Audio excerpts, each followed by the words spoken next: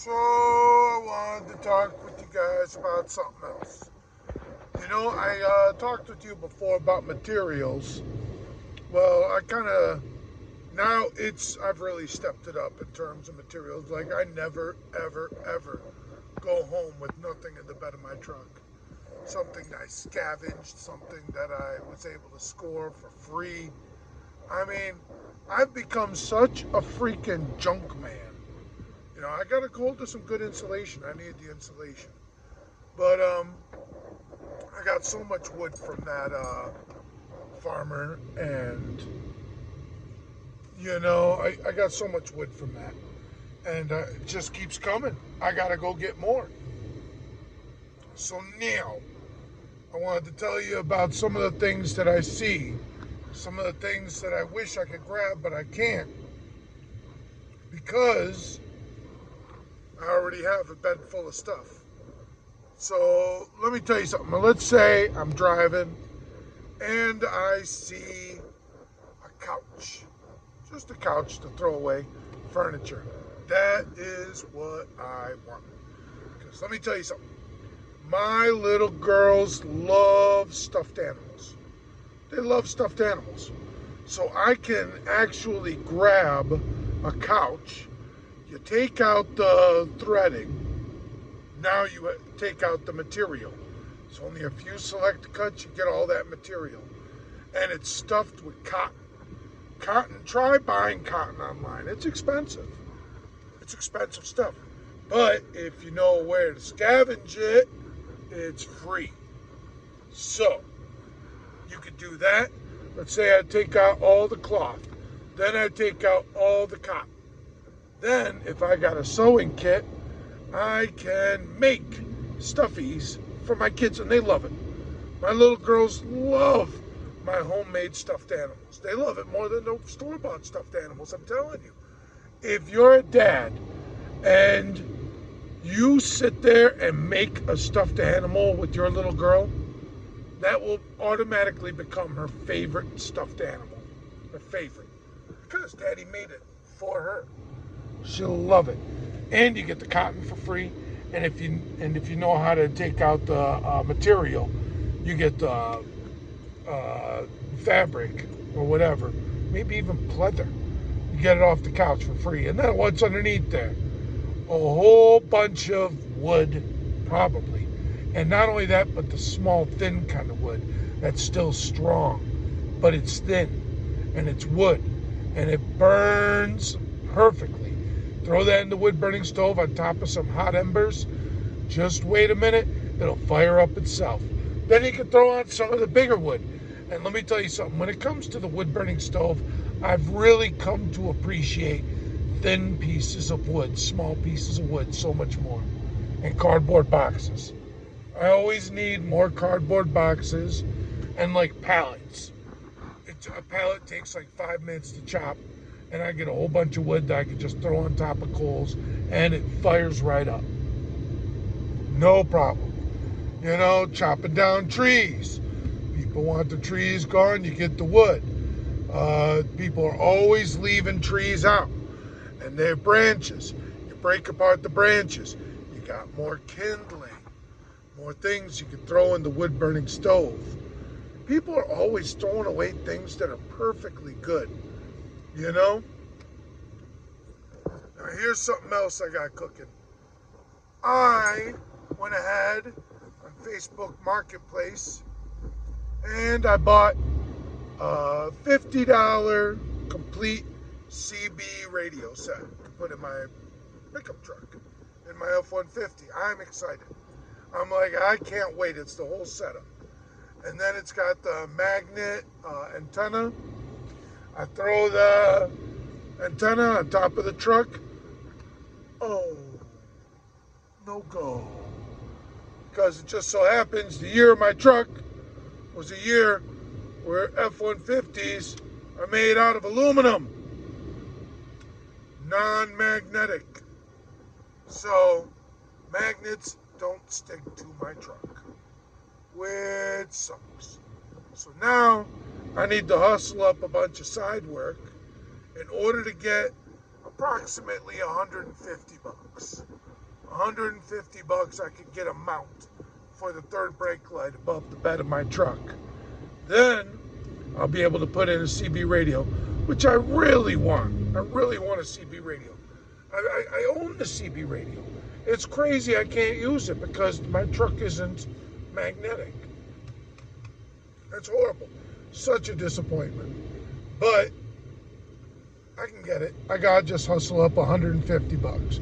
I talked to the farmer. I was like, hey, if you need something done around the place, you know, farmers always have work that needs to be done on their land. But here's the problem. When am I gonna do it?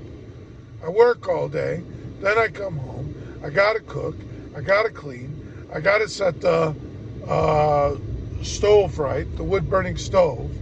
I gotta, do home repairs. It's crazy. It's crazy.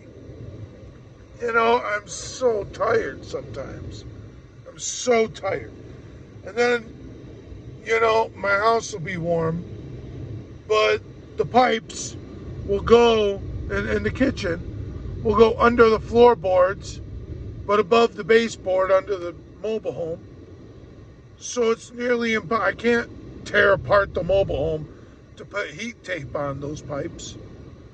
And I can't reach them from the top. I can't reach them from the bottom. It's not warm enough to keep them from freezing. They just keep freezing on me. And it's really frustrating. And then I drip the faucet. And that works. Yes, I can drip the faucet. Except, the little spray thing, little handle that you push the button and it sprays. That's what's freezing. I can't drip that.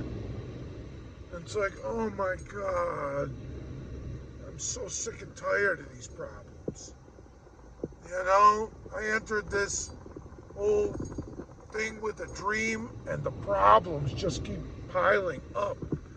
But, like I said before, when the going gets tough, the tough get going. I just need to address that problem.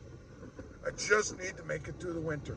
I need to put you saw what happening with my septic, and I'm sure you're like, John, you need to put, glue or cement on your septic PVC pipe.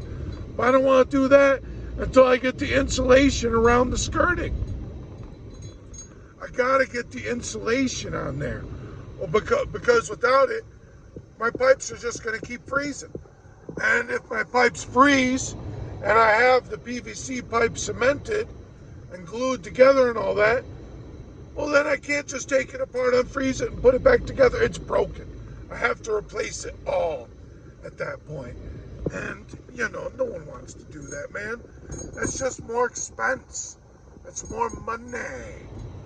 More money. So I just got to keep struggling through this winter. I got to push through it. And it's a mild winter so far. So, that is my rant. What else do I got to rant about? I mean, it's just, this lifestyle is not for the faint of heart, man. It's like I'm roughing it more than someone who says that they're roughing it. Really, I am. Now the thing I wish I just had a running river running through my land. If I did, I would be able to generate my own electricity. But I can't. I can't generate my own electricity, so I'm forced to pay my electric bill. I hate that.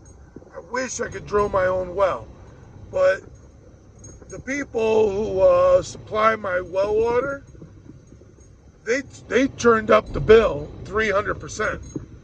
The people who buy are like, whoa, what the hell's up with that?